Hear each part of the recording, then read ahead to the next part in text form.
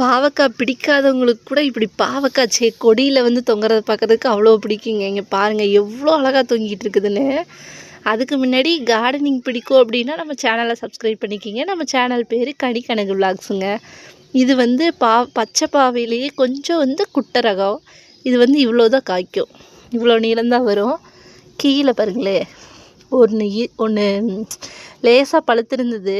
அது நம்ம கொஞ்சம் பழுத்த பழமும் குழம்பு வச்சோம் அப்படின்னா சூப்பராக இருக்கும். அதனால் கொஞ்சம் பழுக்கட்டும்னு விட்டு அடுத்த நாளே பார்த்தா இந்த அளவுக்கு ஆயிடுச்சுங்க. குருவி ஒன்றை விட ஃபுல்லாக காலி பண்ணிருச்சு. விதையெல்லாம் வருங்க கீழே கிடக்கு. சரி, அவ்வளோதான், இந்த விதையை எடுத்து வச்சுக்க வேண்டியது தான்.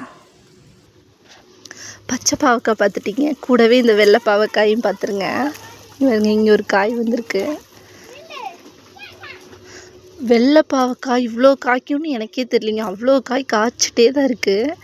இன்றைக்கி வீடியோ அவ்வளோதான். உங்களுக்கு வீடியோ பிடிச்சிருக்குன்னா நம்ம சேனலுக்கு வந்து சப்ஸ்கிரைப் பண்ணுங்கள்.